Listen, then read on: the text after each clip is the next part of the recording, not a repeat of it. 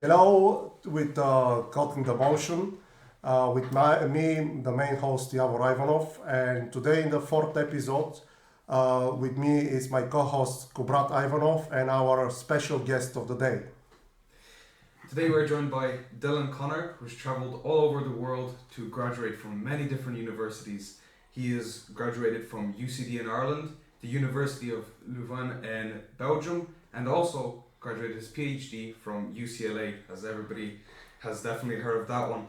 And today he teaches in the State University of Arizona, where he teaches geography, statistical analysis, and computer programming. Hello, Dylan. How are you feeling today? Thanks so much. Feeling great. Thanks for that. Welcome, Dylan. Thank you for taking the invitation and coming today. I know you're a very busy man and really appreciate it that you came in today. And we have a few questions to ask. I will let my co-host to start with first two. So, to kick it off right now, that anybody's watching here, what exactly do you do? If you were to say it in the simplest terms before we start going on to the deep end of it, how would you introduce your profession and what you do currently to somebody that's new?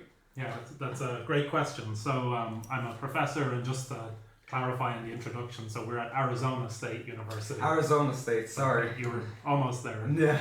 So I'm a professor, a tenured professor now at ASU. So the job of a professor basically has three buckets. Yeah. One is teaching, one is research, and the other is service. And so teaching, everybody gets that part of being a professor. You know, you lecture, you teach big classes, seminars, and statistics, programming. Those are my areas. But actually, what really advances you as a professor is your research. And so most of actually what we do is not actually teaching. That's what people see. But actually, where we focus really is researching specific topics, and I'm happy to, tell you a bit more about what I work on and what gets me excited. Okay, well, this links into our second question, which is, how do you become a professor? What are the steps that you have to do, or what do you have to graduate to become one officially? Yeah, so becoming a professor it's not a straightforward path. It's not it's not like becoming a plumber or an accountant or something like that. Yeah. There's no professor degree. Yeah. So usually what most people do is they do their undergraduate just like everybody else. Often they'll do a master's degree in a particular area. And then really what's key and what the union card is for being a professor is your PhD. Okay. And so, some disturbances, but Sorry going about back onto, would a professor that's just starting off and a professor that's more experienced, would something that distinguishes the both of them, as you said, about their reputation? So you know how you said they do their own specific research so that they can build it up on their resume. Would you say that's what elevates a professor from their starting career to when they progress in the future? Yeah, for sure. So there's the path of a professor, there's actually, particularly in the U.S., where academic research and kind of a lot of the high performance research takes place in the U.S. and the big universities that you've heard of. There's actually an interesting step. Some people have heard about tenure. Yeah. And so tenure is, most people don't really know what it means, but it's a really big deal in the American system, because basically what happens is they come to you and they give you a job. Yeah. And they basically say, we'll take you on, and then for 4 or 5 years, your job is to teach your classes, but most importantly, to produce research. So research is like new knowledge, new understandings of your problem, whatever it is. Yeah. And after 5 years, they look at your research record and basically say, is this of the required standard to kind of, for this person to work here forever? And so when you get granted tenure, you're basically granted job security for the rest of your career in that university. Okay. And so it's actually kind of interesting. Are you familiar with tenure, or is it? No, actually no, but I learned something new right now. So let me actually just give you the historical, the kind of history of tenure, which is kind of interesting. So there have been different tenure systems all over the world for a long time, but the main purpose of it was that in the kind of McCarthy era in the U.S., the kind of Cold War era, there was a lot of pressure being put on academics to take positions for the government, for business, for different interests, and to take certain positions to kind of endorse those positions. And so what the universities partly said was, well, we need to somehow protect the integrity and the academic freedom of professors so they're not being influenced by, their jobs or something like that. And so that's actually why tenure was brought in, to kind of protect you from, being fired if you take the wrong position, and to kind of protect the truth in some way, right? So that's the history of tenure and kind of why it exists. It's not just it's not just an easy job for the boys. That's very interesting. So after that 3 to 5 year, you'd say more stressful period after, obviously if you've been accepted, you can kind of ease off and be like, I'm here for the rest of the time, or would you take it in a little like that? So I think some people do that, right? There are a small number of people who do kind of take advantage of the system or whatever. Yeah. But to be honest, to get to the stage where you get tenure, you're a pretty motivated, driven person who really cares about your work. And most professors are, super motivated, and not by money, but by kind of ideas and kind of pushing forward whatever they're focused on. So there's definitely you have a period basically where that could happen, and or maybe you want to work on something that's bigger or longer term. And I have friends who've set up podcasts, for example, because they want to do like academic outreach. You can't do that before tenure because you don't have the time. It's work, right? Yeah, and aren't you also the youngest professor to be tenured at the school that you attended? Yeah. So that was a nice honor, and I'm still the youngest. Yeah. I'm 5 years in the job, and I'm still the youngest professor. So that's impressive. That's really impressive. It was an honor for them to give it to me. So. Well, I hope this young man give me the chance as well to ask some questions. It's really, really interesting. My first question would be, as well, maybe simple, but also in the same time interesting. What sparked the interest in social science and population geography? Yeah. So what got me interested? What got you interested? Sometimes when you were in a university, in U.S.A, or in Belgium when you will study your masters, or just something else sparked this interest. So it's like a long, complicated story, and so but to make it not too long.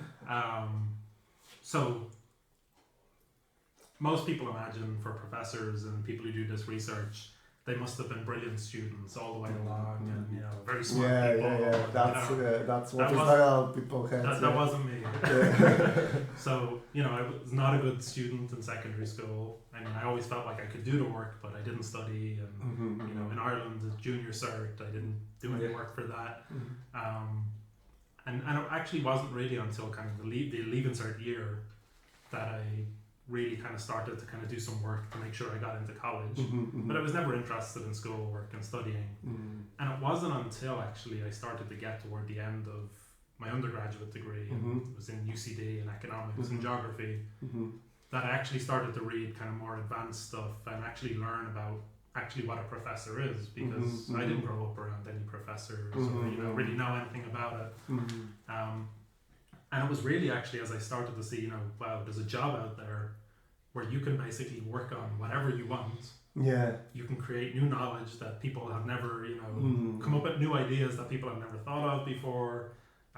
You can write, people pay you to write. It's tough to be a journalist, but if you become a professor, you get to write your papers, work on specific problems.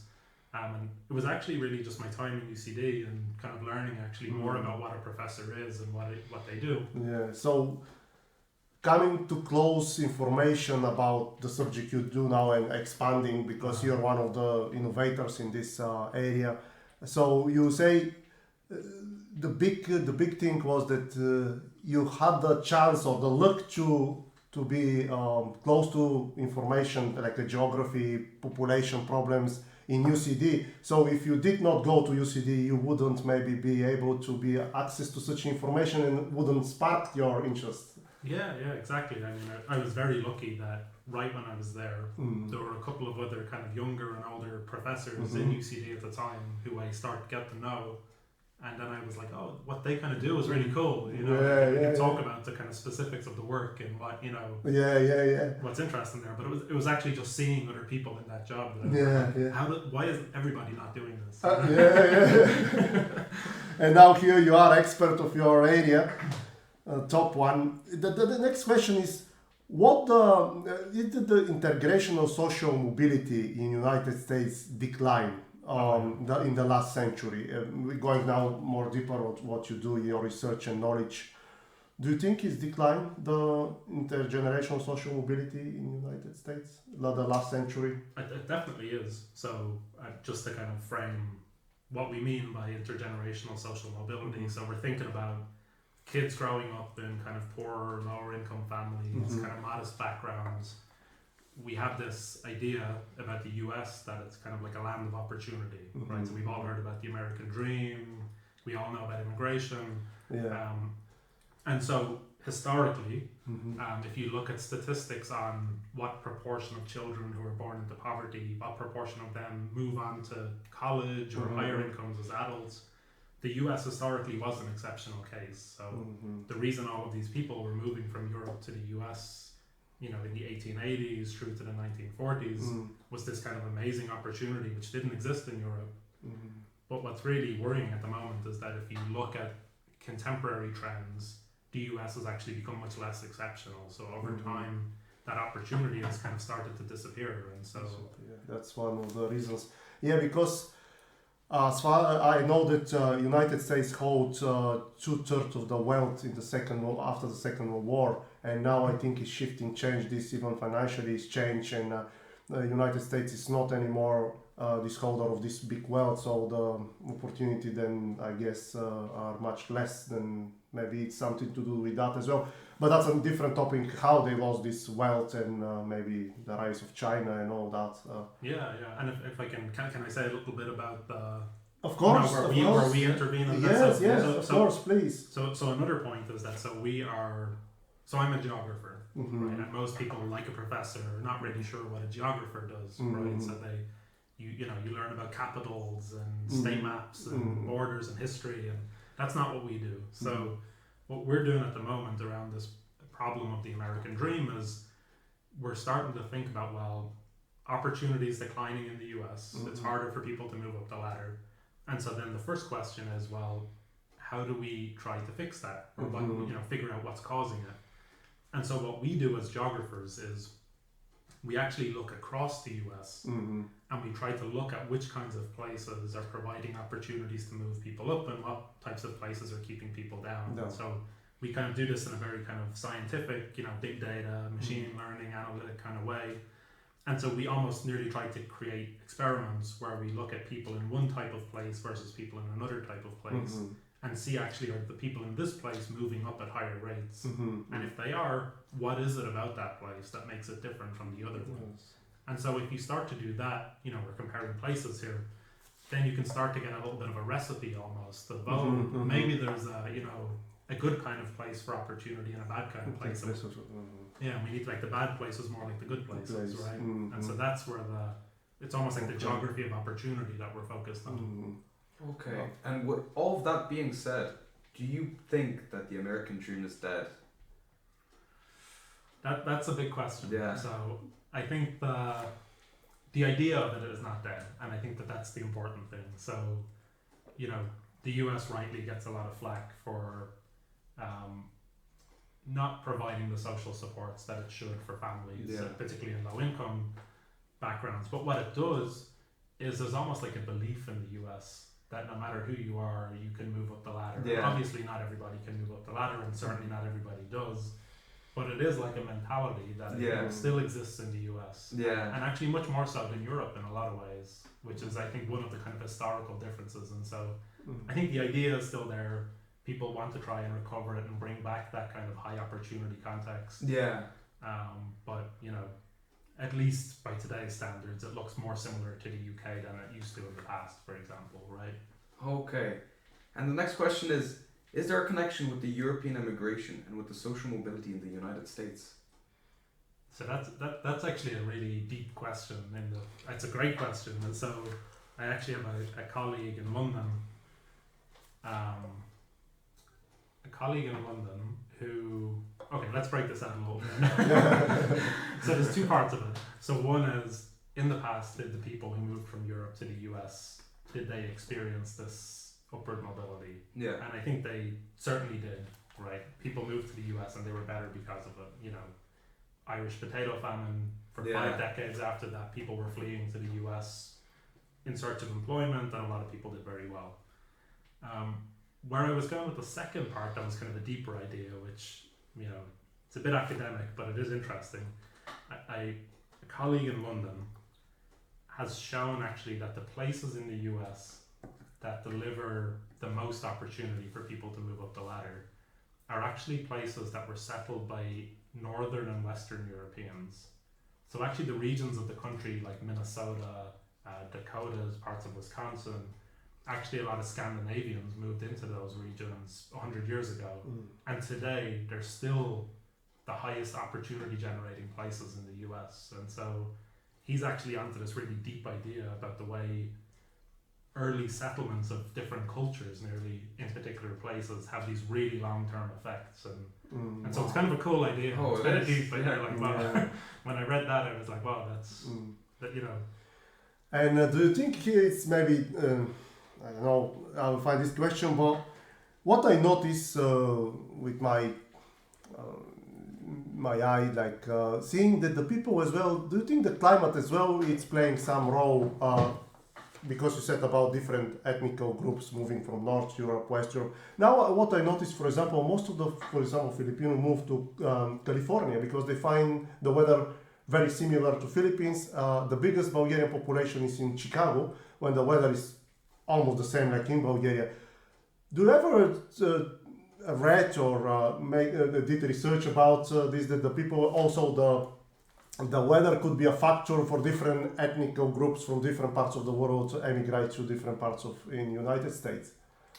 Yeah, so it's not something I've worked on, but if you take actually the example I just gave, which is the Scandinavians moving to Minnesota and places like that, those places are all very like, they're the most similar to Sweden, Norway, those kind of places. And so there is this history, and if you've ever been to Boston, Boston as well, I want to say, sorry, Boston is the Irish capital of United States, and that's I was going to say that it's half of the city has Irish blood, at least half, and the weather is very similar to Ireland. Miserable, like don't say that. We don't hate that much the weather here. The greyest city in the US. The greyest, well. So would you say as well that in your research and your big knowledge about it, that the different nationalities, like if you, for example, when Germans moved to United States in a particular regions a long time, and now they bring this, for example, they're famous, the Germans, with the discipline, tidiness, that that's kind of, in these places they settle, it's like a mirror of their own country. In a way, in some ways. So are you asking, do they transplant the culture? The culture and the way they living, the way they develop the settlements and. Yeah, I think that I mean they bring superficial things, right? So if you go to New York, for example, that's the like cultural center of bagel making, right? So bagels, you know, New York bagels are famous, and Boston bagels are famous, and that is linked to the Jewish migration into those, and Eastern European migration into those cities.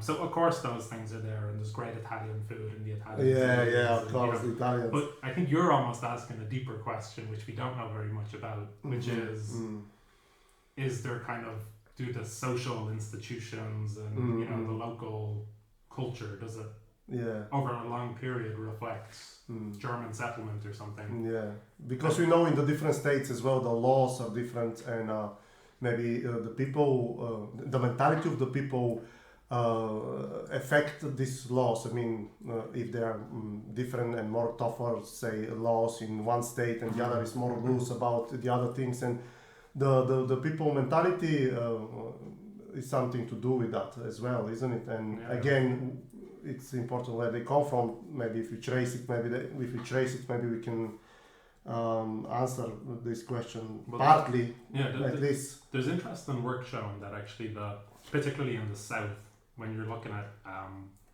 violence among whites, actually the most violent, some of the most violent parts of the South in the US were actually settled by people from like Irish and Scottish kind of borderland regions, and those people were often brought in partly to work in the slave trade. And even today, among the descendants or the people descendant from those places and people from Ireland and Scotland, they're still more violent on average today than... Yeah, we heard about the South in America, that is more temperamental and more kind of violence in the South. Yeah, a lot more crime. Yeah. And here you mentioned the Jews, and I have a question about the Jews here, about them enclaves. You say it, one of your researches, that when the Jews move outside to these enclaves, they're more successful in their profession and so on, but they kept in the same time their origin, and they were proud, which is great. They're proud of their origin. But my question is that most of the cases when the Jews move from outside of them enclave, they're successful in general in life? It's hard to say in general. I think that what we know historically is that Jewish immigrants were very economically upwardly mobile compared to other immigrant groups. So it's not so much just that they, everybody who left the enclave did better, but actually we have a paper we're working on at the moment that shows actually that was a very strong mechanism for, economic mobility upwards, which is, people kind of arrive in the new country, they spend a few years in the enclave, and once they've almost built up a kind of familiarity with the country and kind of the city that they're in, and maybe they have a stable job, then they move outside the enclave.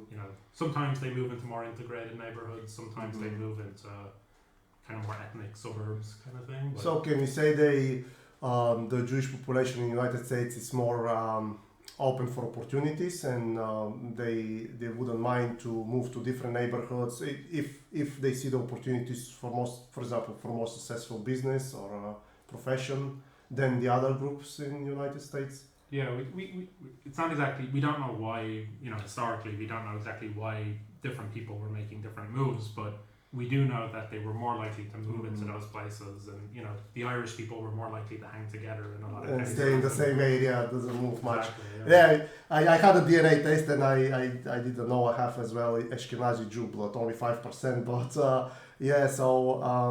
a part of that I have as well, 10% from the Middle East. So anyway, and the next question is, I will leave it to my co-host, Kubrat. Yeah, now that we're talking about all of this immigration and modernization throughout the different cultures that have now grown up, obviously second and third generations there, do you believe that the ethical face of the United States has changed over the last few decades? Can you say that again? What face? Has the ethnical face of the United States changed over the last few decades? Oh, you mean like the ethnic mix of Yeah, people coming exactly. in and those kind of things? Yeah, for sure. I mean, I think there's great work on kind of the ethnic history of the US, and there's a couple of big breakpoints, early, before the Second World War. It's mainly from Europe, China, Mexico, and then post 1965 you get a lot more movement from Asia, a lot of Central American migration and those kind of things. What's interesting actually is Europe, in the sense that actually when you look at who moves to the US from Europe, in the past it's mainly people on the bottom who are kind of escaping from really poor agricultural conditions, whereas today it's almost flipped around for a lot of countries, which is it's really only the people who are much more educated who can move because of the way the visa systems have changed, and there's a lot more opportunity in places like Ireland, right? And so people are staying, and so so it's not just where people are moving from, but actually different types of people across the different countries, right? Yeah, and do you believe also that the reasoning has now changed, as you said, that people are now not only moving because they want to escape the worst, that now just because some countries are now more developed than others, and as Ireland is, do you believe that now, as you said, the more educated ones, they also are leaving, not because in the search of a better life, but they're leaving for their own personal reasons? So do you think that now, just as a world that we're more developed, do you believe that there's more reasoning not just the one. Like, for an example, how in the potato famine the Irish would move out because they're searching for a better life, something new where they can start over. Do you believe that that main reason of searching just for a better life isn't only the main reason why they move? Yeah, I maybe I don't think that's. I think the reasons are always complicated. Right? Yeah. So we kind of tell ourselves simple stories like people left because of poverty. Yeah. But actually, everybody's decision to move to a new place, as I'm sure you can attest, is very complicated. And Yeah. like, you know, maybe you had a friend who moved, or it was a girl you were with that you moved with them, or you know. And so the actual reasons, I think, are probably as complicated today as they were in the past. Yeah. The big thing that's changed is in that historical period, there weren't strict borders. So actually, Europe kind of had a lifeline with the U.S. that when things like a famine hit, a million Irish people at least moved after the famine to the U.S. And it was almost like a safety net. Yeah. Whereas today, now there's very strict borders, and you know, these flows just don't exist in the same way. And so that's actually one of the kind of things that we might lament, actually, that you can't just move the way you used to. Yeah. I mean, there's good reasons, I guess, for it. But Then the EU offer that. I mean, all EU members, they can move anytime you want, and then you can state member. And well, we'll go back to the Irish Americans because I'm interested to know, if you don't mind to answer the question, do you think the children of the second generation of immigrants from Ireland, they did better in the sense that they got better jobs, they got better education, better health service, in generally speaking, in last, say, 50 years, 100 years? in the US? In US, yeah. Than in Ireland, or compared to other people? The immigrants, for example, the children second generation of Irish parents, you know. Yeah. Yeah. So, but I mean, so when you ask, did they get better? I mean, did they better than parents? Like, did they get more opportunity for better education, better payments, better jobs? Oh yeah, for sure. I mean, when you look, yeah, absolutely. So when these Irish immigrants moved to the US, I suspect that they, you know, maybe conditions were better in the US than in Ireland, but life was probably still very hard. But part of it was thinking about your kids and raising a family, and you know, for the same reasons people move to Ireland today. You know, you might struggle a bit, but your kids are going to have access to a lot more opportunity. Better, yeah. So what's interesting in the States, which not many people know, is actually the people who moved to places, the Irish people who moved to places like California, Chicago, these places, actually their kids did a lot better than the Irish people who moved to Boston and New York and those northeastern cities. And actually, really, where your parents settled actually had a really big impact on what happened to your kids. So your chances are higher in this particular successful area and in different areas. Boston, for example, it's not the best area to settle for when it comes to chances for your children. And why is that? What is the reason for that? That you say Boston is less prosperous for the kids of the immigrants, Irish immigrants, than Chicago, for example. Yeah. What is the reason? Is there a reason for it? Yeah, I think there's two. I think one is it's at least possible, and I think true, that the people who didn't settle in those Irish neighborhoods maybe were a bit more ambitious in some way. So they almost said, I don't need to move in with a lot of Irish people. I can kind of make it on my own, and then you know. So that there's something about the parents, which is not necessarily about where they go, but about kind of the mindset of those parents. But I think the other thing is, you do see these penalties, and this goes back to what you were asking about the Jewish immigrants, of settling in a neighborhood with lots of people from your country, and so for the most part, that does tend to be linked to constrained opportunity in some way. So it's almost like you need to get out of that, you know. Maybe moving to an Irish neighborhood in Boston gives you a soft landing, you know, you're kind of, you know people, they can help you get a job, but eventually you need to get out of those neighborhoods and kind of move to Chicago or you know, see the different opportunities there. Yeah. Staying in, working, for example, in a shop, and you're settled there and said, okay, I have a job and that's it. Instead of moving on and try different opportunities when they are there. Yeah. Okay. The next question is about demography. is there is huge changes in the aspect of demography in United States between 1980 and to 2010, which you did the research? Is there huge changes in the rural places in United States?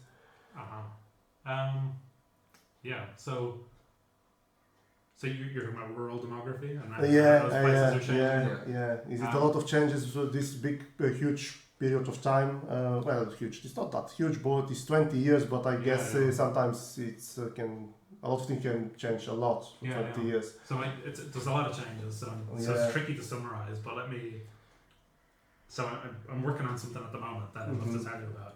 Okay. And so one of the big changes with rural communities in the US is they're getting older and urban places, the whole society is getting older. Rural places in particular are much older.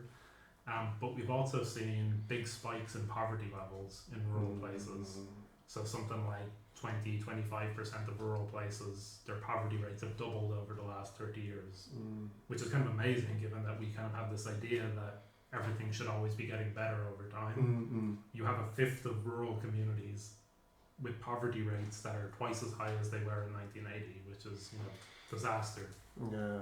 And so I think that's probably one of the most striking changes. These kind of really tough upbringing in these rural. Is it because it's less jobs, less investments, and also maybe people don't have as many children as they used to, or there is more reasons than that? I think there's a lot of different reasons.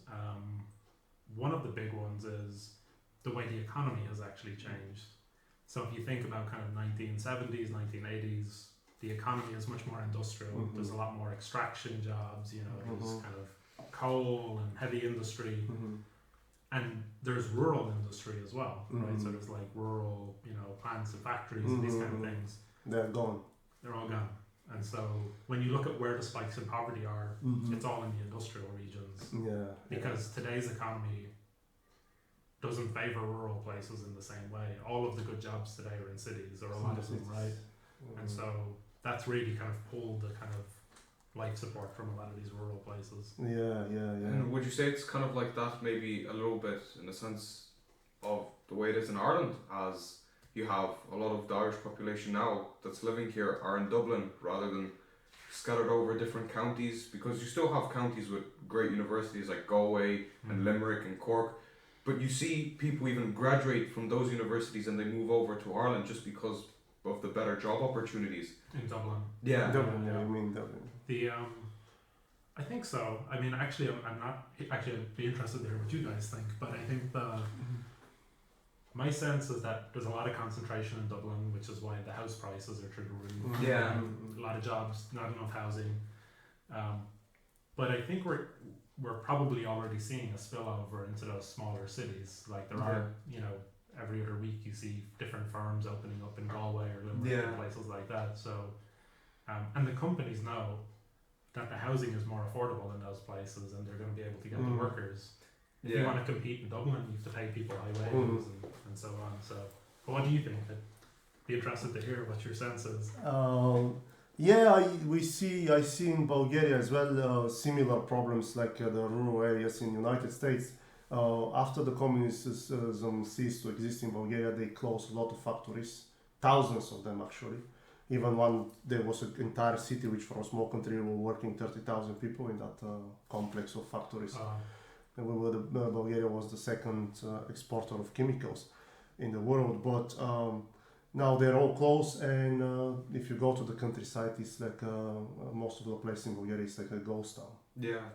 And ghost villages, ghost towns, and it's even a little bit creepy, And I think what America face now, I'm not as knowledgeable as you about the problem, but what I can see from the surface, it's very similar.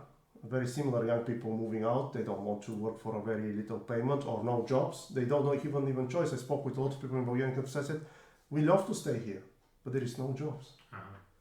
We love our family. We have a house here, but we don't have any chance to stay here because we don't have a job, or it's very low pay that you can't support your family, so they move to the urban areas or emigrate. A lot of them emigrate. Bulgaria losing Statistical official is 40,000 every year. Young people, mainly on middle age, they emigrate West Europe, United States, Australia. So yeah, I think they're facing the same problems, and maybe I don't know if I'm right or wrong. The rising of the Chinese economy, I'm nothing against China, but they're becoming stronger. They produce more products and they sell it in Europe and United States, and industry that were really typical European or United States industries are gone, and then place is taken by the Chinese products. So that's not good for the local population in EU, Bulgaria, in this context, or in United States. So that it's always been since the ancient time economical war. So we are maybe in another one which is will shape the future. Yeah, a lot of competition.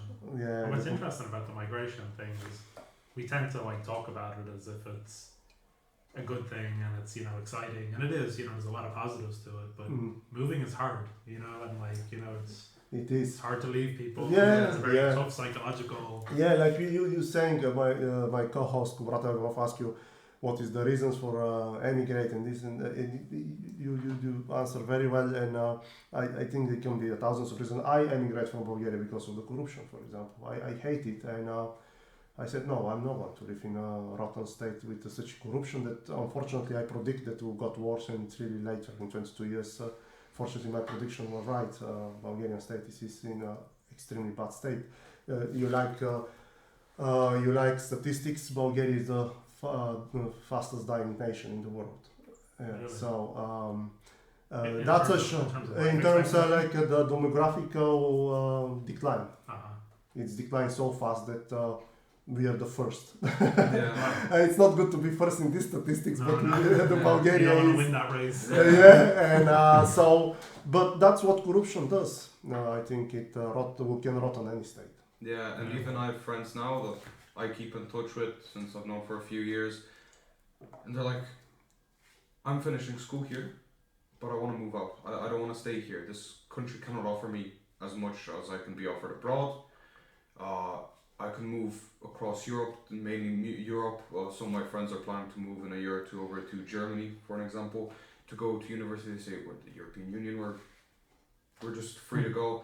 And even I go, there's no second thought. I go, but once you think about your family, which is a logical question that you may follow up, that emotional attachment to the place, because you're leaving everybody behind there, they go, no, honestly, they go, I'm fed up, I just want to leave. And I suppose that I can understand them as well, because it's the way you see how many other people are living their life, and even when they see me come from where I'm coming from and they see how I'm living my life, and they compare their lifestyle versus my lifestyle, when realistically we're the same age, we're doing the same things, but it's still yet so different. Mm-hmm. So I feel like that also even kind of adds oil into the fire, you know, and they kind of leave emotions behind, and they just, even in the sense that they want to be caught up with everybody else in the world. Mm-hmm. So I feel like that's also a big factor that plays in. And I always admired that as well, because, you know, people from, you know, maybe, you know, where you grew up, or, you know, in America, for example, it's the same thing.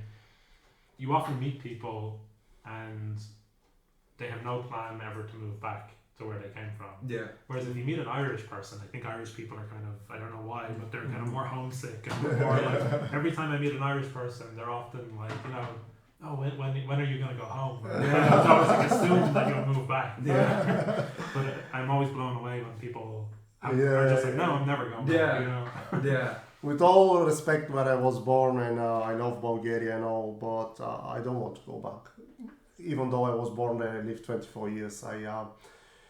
What Bulgaria is become foreign to me. Is the corruption grows too much, and one of the reasons I left is because the law is not respected. They are very bad paid, the policemen and all, and they see as well the bad example of the government, how they are corrupt and they become rich and they don't care about ordinary people. Said, why should I care about doing my job properly when I getting paid very badly? And look at the politicians, all of them, they really don't care. And I know a lot of people complain about Ireland, but the law is respected here, and it follows. You know, if you're driving drunk and they catch you, you lose your license, you can go to jail.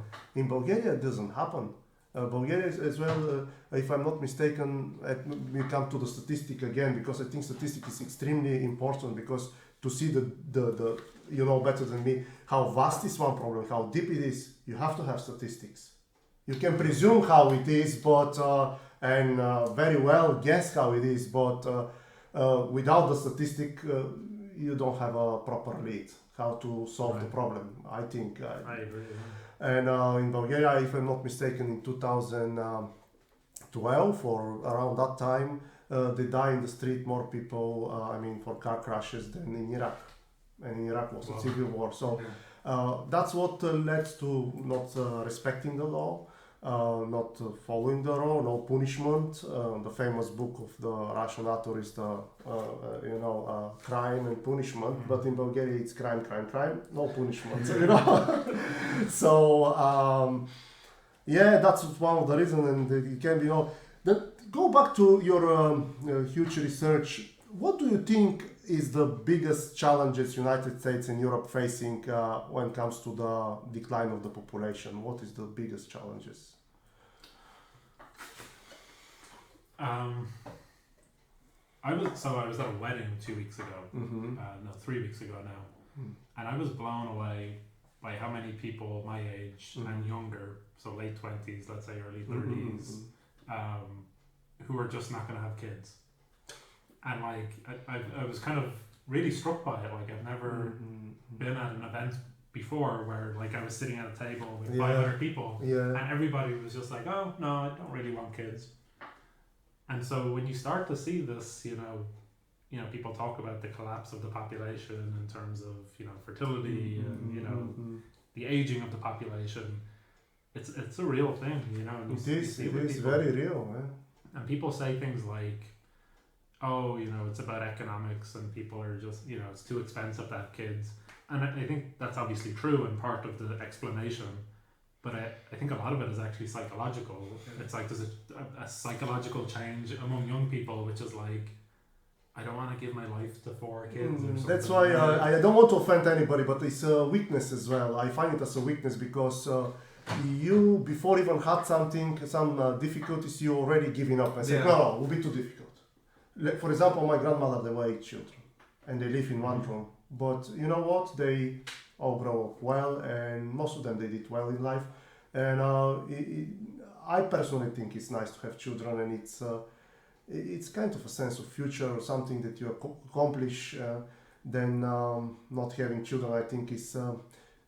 Do you think it's because people become very selfish as well? Because why should I, my figure, or if I give a birth for the girls, will go, maybe I got a bit fat, and the guy said, oh my God, maybe I have to work harder to provide food. But when you think of it, to have a child is not that expensive. Yes, the prices, the crashes are terrible. This problem has to be tackled. I think that's a different altogether topic. But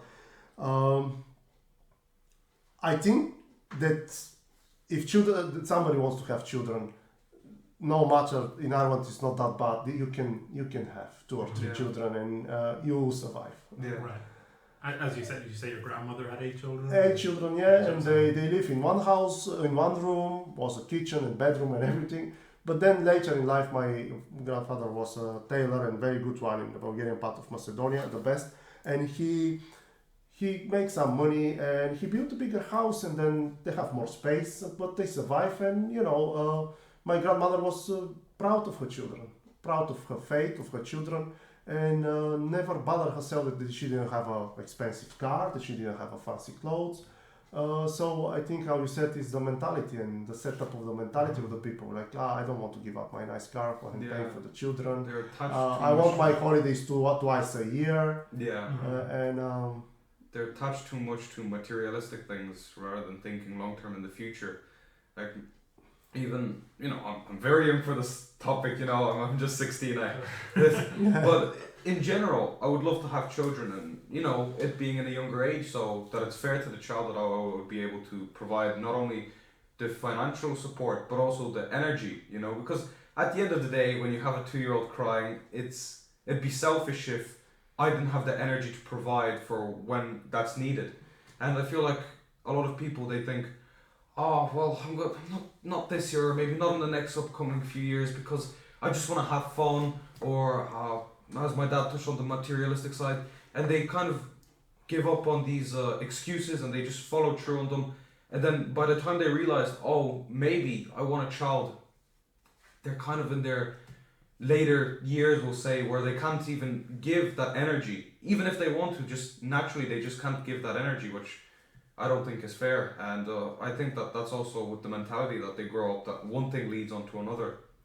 Yeah, for sure. And I think the other thing on top of that is, so some of it is about selfishness and materialism, and you can in a kind of a negative way, but I think the other thing is, one thing you see across a lot of different areas is people have a lot of choice, and with choice kind of comes an anxiety about making the right decision. Yeah. And I think younger people are more anxious these days, and so they're almost like, it'd be easier just to not have kids. Whereas in the past, I get the sense, at least in my parents' generation, you were just expected to have kids. Yeah. It's not like you had a choice. It was almost like That's just what you do. That's what you do. You get married and have children. Yeah. Even I remember in Bulgaria, when I was a child or a teenager, they look at the women who are not married. They're already passing 25. Even the generation before that was talking about that. A woman once reached 25 should be married, and if it's a blessed, she should have children or at least one child. Then nowadays I see not only Irish girls but Bulgarians say, oh, 25, no way, I won't get married 25, and I won't have children until I'm late 30s or whatever.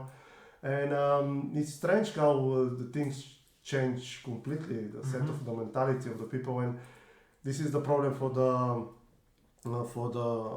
the declining of the population. But also in Europe, would you think that maybe the individual states and the EU policy in general, they don't kind of encourage people to have families?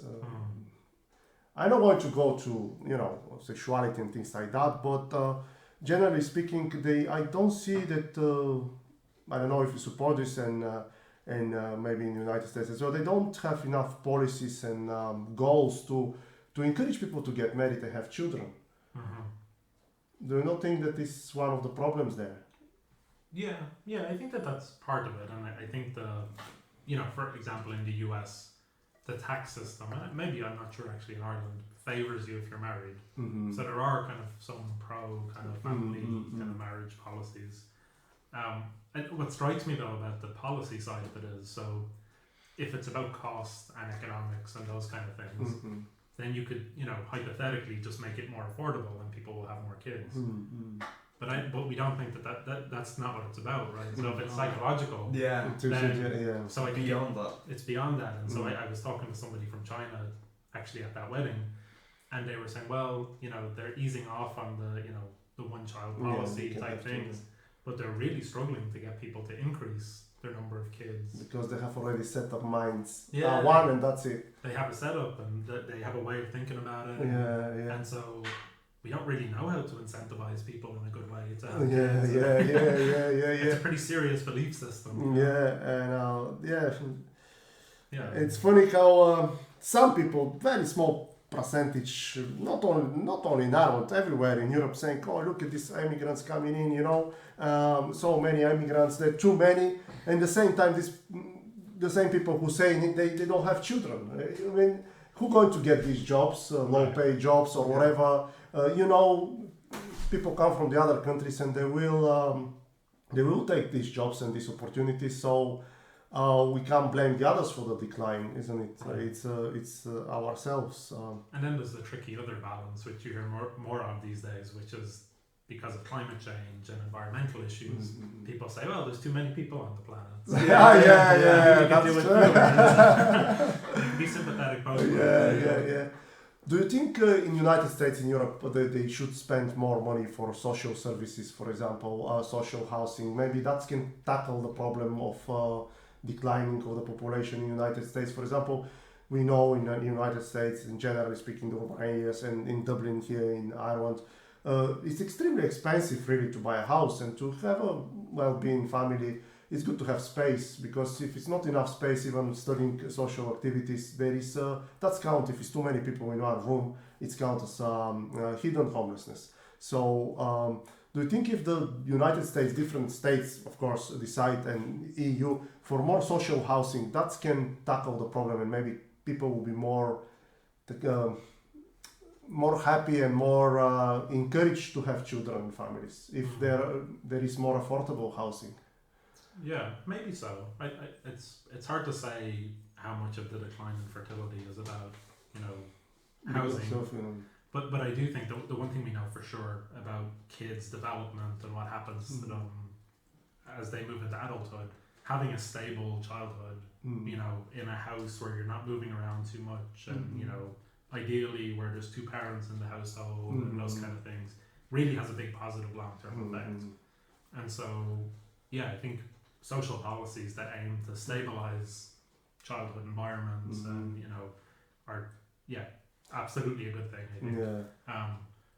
But you brought up homelessness, and so I think that's, maybe you can actually speak to that, which is I don't know how you reverse that problem. Not many places have done a great job, I think, of and that's why it's so concerning in Dublin with the housing crisis, because it's once people kind of enter that system, how do you get them back out of it? I'm not really.